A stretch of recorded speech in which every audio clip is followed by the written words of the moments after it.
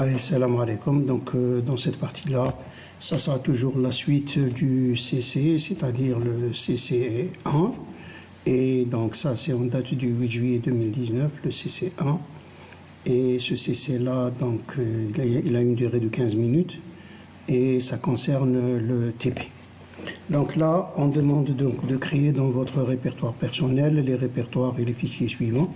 Chaque question doit être répondue en une seule commande et le répertoire courant doit toujours être votre répertoire personnel. Ça veut dire que vous n'avez pas le droit de faire des CD pour donc change directory, pour changer de répertoire. Mais vous devez lancer l'ensemble des commandes à partir du répertoire courant. C'est-à-dire chaque question à laquelle vous devez répondre, vous devez toujours agir à partir de votre répertoire personnel, votre RAM. Alors, la première question, donc question 1, question 2, 3, 4, 5, 6, et chaque question est composée donc de petit a, petit b, petit c, etc. Alors, la première question, donc vous demande en petit a de créer de répertoire, c'est 1, C2 dans le répertoire personnel, petit b créer de répertoire TP1 et TP2 dans le répertoire CC1.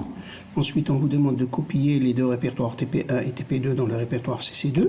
On vous demande de créer deux répertoires Note 1 et Note 2 dans le répertoire TP1 de CC1. Et enfin, on vous demande de créer le fichier EXO1 et EXO2 dans le répertoire Note 1. Et la dernière, donc F, copier les deux fichiers EXO1, EXO2 dans le répertoire TP2 de CC2. En deuxième question, on vous demande donc de vous placer dans le répertoire CC2 TP1. Cette fois-ci, on vous demande de changer de répertoire. Placez-vous donc donner une commande. Non, il faut donner une commande pour donc passer dans le répertoire CC2 TP1 et vérifier que vous y êtes. Donnez la commande pour vérifier que vous êtes bien dans CC2 TP1. Ensuite, en une seule commande et en utilisant le chemin relatif du répertoire, placez-vous dans le répertoire CC1 TP2. En utilisant le chemin absolu, retournez dans CC2 TP1. Enfin, revenez à la racine de votre répertoire personnel. En 3, on vous demande de supprimer le répertoire TP1 de CC2 avec la commande rmdir. Supprimer le répertoire TP2 de CC2 avec la commande rmdir aussi. Et vous dites pourquoi la commande ne marche pas, ça veut dire elle a échoué. Certainement, elle va échouer, vous devez expliquer pourquoi. Supprimer en une seule commande le répertoire TP2 de CC2. Et en quatrième question, on vous demande de déplacer. En quatrième, on vous demande donc de déplacer le fichier EXO1 dans le répertoire TP1 et supprimer le répertoire Note 1 et Note 2. Renommer les fichiers EXO1 et EXO2 respectivement en exercice 1 et exercice 2, ça veut dire les nouveaux noms, ça sera exercice 1 et exercice 2, et donner l'arborescence donc des fichiers contenus dans le répertoire personnel de manière théorique. Vérifier donc à l'aide d'une commande. On vous demande de donner une commande en petit b pour vérifier que l'arborescence est correcte. Le fichier réponse, donc on doit répondre sur la même feuille. Et nous avons donc en quatrième question, cinquième. Et en sixième question, on remarque qu'on a un répertoire home. Et là, on doit tracer l'arborescence. Et B, donc on doit donner la commande qui doit donc afficher l'arborescence. Voilà, donc pour cela, donc je vais même placer dans le PowerPoint. Et donc on va essayer de répondre question par question. Voilà. Donc ça ici, c'est la première question. Donc A, créer le répertoire CC1 et CC2 dans le répertoire personnel, donc dans le home. Et donc ça, c'est la commande mkdir. Donc on va dire mkdir CC1 et CC2. Donc elle va créer un répertoire CC1 et CC2.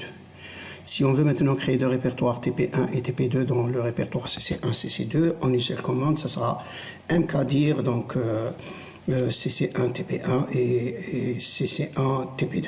Voilà. mkdir CC1 TP1 et CC1 TP2. Maintenant, si je veux copier les deux répertoires TP1 et TP2 dans le répertoire CC2, ça sera donc une commande de CP. Et CP, donc puisque je suis dans le home, je suis obligé de le donner le chemin relatif donc de TP1, ça sera CC1 TP1 et CC2 TP2, puis le répertoire CC2. Voilà. Donc on va copier CP-R pour copier donc les sous-répertoires. ça veut dire les parents. Donc, le répertoire en question, c'est TP1 et TP2. Je fais moins R pour qu'il copie également CC1 et CC2. Et voilà, donc je copie dans CC2. Créer de répertoire note 1 et note 2 dans le répertoire TP1 de CC1. Alors la commande, ça sera mkdir, donc cc1/tp1/note 1 et cc1 tp1, donc note 2. Voilà. Maintenant, créer deux fichiers exo1 et exo2 dans le répertoire note 1. On va utiliser touche. Donc touch cc1 tp1 note 1 exo1 et cc1 tp1 note 1 exo2. Voilà. Si je veux maintenant copier les deux fichiers exo1 et exo2 dans le répertoire TP2 de CC2, la commande, ça sera CP, donc CC1 TP1 note 1 exo1, CC1 TP1 note 1 exo2 dans le répertoire CC2 TP2. Voilà. Maintenant, pour la deuxième question, donc on vous demande de vous placer dans le répertoire CC2 TP1, donc ça sera une commande CD, donc CC2 TP1, parce que je suis dans le home. Et maintenant, on vous demande de vérifier où vous êtes, ça sera donc la commande PWD, c'est normal. Et en une seule commande et en utilisant le chemin relatif du répertoire, placez-vous dans le répertoire CC1 TP2. Et voilà, donc CC, donc tilt, c'est le home / CC1 TP2. Donc je donne à partir de mon home, donc un chemin relatif à partir du répertoire courant, c'est-à-dire le home. En utilisant maintenant le chemin absolu, retournez dans CC2 TP1, enfin revenez, donc là ça sera le E, on vous demande de revenir à la racine de votre répertoire personnel. Donc la première commande, ça sera CD, le chemin absolu donné par le PWD, CC2 TP1, et CD pour revenir. On vous demande maintenant, troisième question, de supprimer le répertoire TP1 de CC2 avec la commande rmdir. Et rmdir, ça sera donc CC2 TP1. Si on vous demande maintenant de supprimer le répertoire TP2 de CC2, donc le répertoire qui est à côté de TP1, avec la commande rmdir, donc si je fais la commande donc rmdir CC2 TP2, elle ne va pas marcher parce que le répertoire contient les fichiers exo1 et exo2, donc il ne peut pas être supprimé. Maintenant, on vous demande de supprimer en une commande le répertoire TP2 de CT2. Donc on va mettre la commande rm-r pour utiliser la récursivité. Et donc je vais donc supprimer TP2 avec tout ce qu'il contient à l'intérieur. Ça veut dire CC2 TP2 avec tout ce que contient TP2. Voilà, maintenant je passe à la 3. Ça c'était la troisième question. Quatrième question. On demande de déplacer le fichier exo1 dans le répertoire TP1 et supprimer les répertoires note 1 et note 2. Voilà, donc on va mettre move mv, cc1 TP1, note 1 exo. On va le déplacer donc dans cc1 TP1 exo1. Voilà. On vous demande ça petit a, petit b, ça sera donc toujours, on va supprimer rm, moins r cc1 TP1 note 1, cc1 TP1 note 2. On vous demande maintenant de renommer les fichiers exo1 et exo2 respectivement en exercice 1, exercice 2. Donc ça sera mvcc1 tp1 exo1 qui sera renommé en cc1 tp1 exo1. Et donc le mvcc1 tp1 exo2 qui sera renommé en cc1 tp1 exo2. Donner l'arborescence des fichiers contenus dans le répertoire personnel de manière théorique et vérifiez-le à l'aide d'une commande. Donc, d'une manière théorique, on va voir l'arborescence suivante. Donc, ça sera CC1. CC1, TP1, ça c'est la première question qu'on avait créée. TP1, TP2. Ensuite, note 1, note 2. Ensuite, exo 1, exo 2. Ensuite, on avait copié exo 1, exo 2 dans TP1 et on a renommé exo 1, exo 2. C'est devenu exercice 1, exercice 2. Et de l'autre côté, on a exercice 1, exercice 2. Ensuite, pour les RM et les rmdir, donc on avait supprimé rmdir TP1 de CC2 normal, mais lorsqu'on a voulu supprimer le TP2, puisqu'il contenait exercice 1, exercice 2, donc on était obligé d'utiliser la commande rm pour utiliser la récursivité. Et donc ça, c'est le dessin. Donc, et du côté TP1, on avait supprimé note 1 et note 2.